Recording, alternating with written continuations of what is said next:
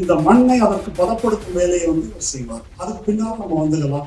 அதுக்குதான் மண்ணுக்கேற்ற மார்க்சிய மாதிரி மண்ணுக்கேற்ற இந்துத்துவம் அண்ணாமலை வந்து பின்னால வர்றதுக்கு வந்து ரெடியா இருக்கிறார். உள்ள வர்றது இதுதான் இவர்கள் தோழர்கள், இந்த கூட்டணி கட்சிகள் அவங்க சொல்லக்கூடிய நெறிமுறைகள், நாடாளுமன்ற விதிமுறைகள் அதன்படியே எடுத்துக்கிட்டு பார்த்தாலும் 2ஆம் நாள் மனோஜ்குமார் ஜா ஒரு ஆர்ஜேடி கட்சியினுடைய national sports person, Indian express ஒரு கட்டுரை எழுதியிருக்கார். நபர்கள் கட்சி தாவுவது மட்டுமல்ல, அலையன்ஸ் தாவறதும் எப்படி நீதின்னு கேட்கிறார்.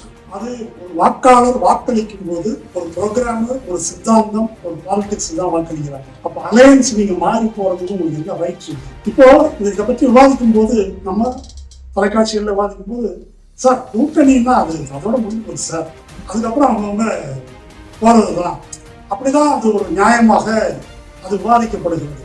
முன்னாள் கூட்டணி கட்சியினர் அவங்களே இந்த 3 பேர் அப்படி ரிசைன் பண்ணி வர வேண்டாம், அதை நீங்க ரிசைன் பண்ணலாம், உங்களை நம்பி மக்கள் ஓட்டு பண்ணுறாங்க, நீங்க வந்து ரிசைன் பண்றீங்க, இதனால தேர்தல் என்ன செலவு இருக்கு, நீங்க ஆளுங்கட்சியா இருந்தால் தான் பண்ண முடியும், முதல்ல எப்படி சரி, அதை எப்படி ஏற்றுக்கொள்ள முடியும், சரி இவ்வளவு தூரம் சொன்னீங்களா, அவங்களை நிறுத்தினாலே நீங்க எதிர்ப்பீர்களா, அதை இப்ப சொல்ல முடியாது.